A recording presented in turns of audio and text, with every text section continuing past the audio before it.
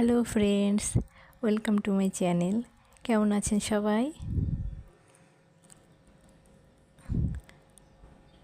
আজ অনেক দিন পর একটি আর্টের ভিডিও নিয়ে আসছি। আজ কিছু গোল্ড ফিশ আঁকবো। এগুলো সমুদ্রের নিচে ঘুরে বেড়াচ্ছে এমন একটি দৃশ্য।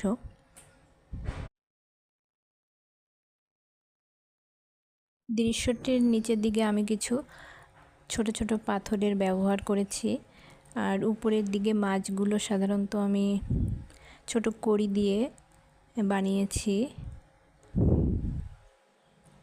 যেগুলো আমি কালেক্ট করেছিলাম সমুদ্রে ঘুরতে গিয়ে। তো আমি আঁকতে থাকি আর তোমরা দেখতে থাকো কেমন হয় আমার আঁকাটা।